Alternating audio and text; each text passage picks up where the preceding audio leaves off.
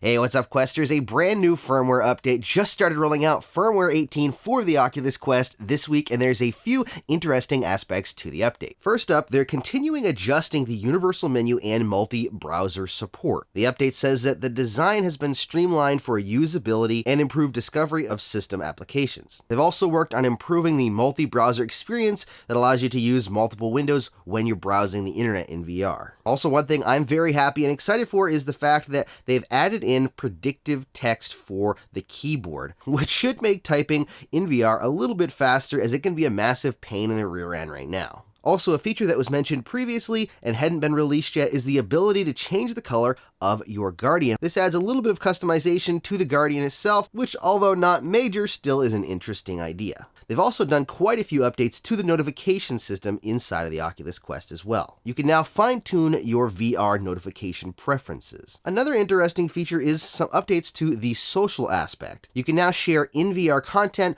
or ask a friend to join you in an app or experience in VR through Messenger on Facebook. All you gotta do is go to Share Messenger and then choose who you want to share with. Voice commands are also rolling out to all US English-speaking users. Now let's jump into the headset really quick and check out a couple of the updates. All right, so here we are inside of the Quest. Let's check out a couple of things that are part of the new update. First of all, if you go into settings and you want to change your Guardian color, you can go right over to Guardian, and you can see it says boundary color right here. Change the color of your Guardian boundary. Please choose a color you can see clearly when your boundary appears in VR to alert you.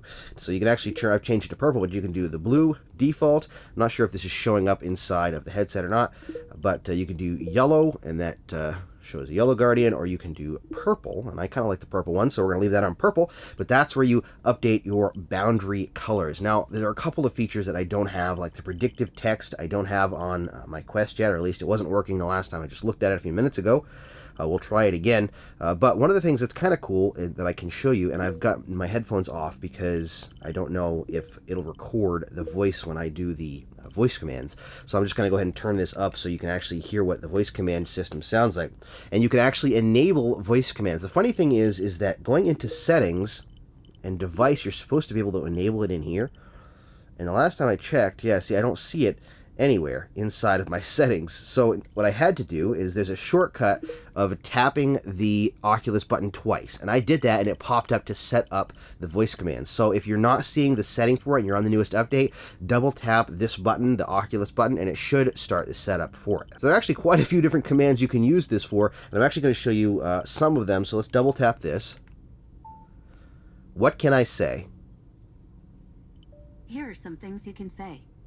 So you can say, what time is it? Go to google.com, turn off, which turns off your device, show me Guardian, open Beat Saber. You can pretty much control your device, the vast majority of your device, just using your voice. So if I double tap this, oops, that's not double tapping it. Go to my profile. Okay, opening profile. So you can go to your profile there. My profile will pop up here. Me and my applications. Let's go back to the home menu again. Now, I could say take a photo. I could say record video. I don't want to do that right now because I'm actually recording, and I'm afraid it's going to stop the recording. But you can share things. You can restart your device. You can... Oops, let's try that again. Open Google. Okay, opening Google. Okay. Now, I haven't tested to see if you can actually search using that. You can open up applications too. So if I was to do this... Open ProPut. Oops. Open ProPut.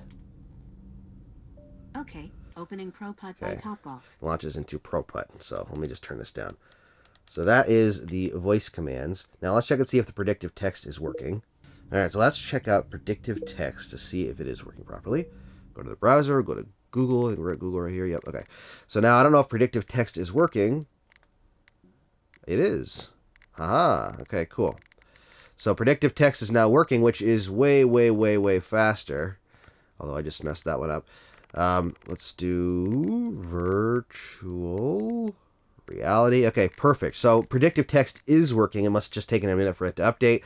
That'll allow you to be able to start typing and be able to pick from the bar up here like you would on a cell phone, which is a lot better. I wonder how the voice command works on this. Oh, you have to acknowledge that.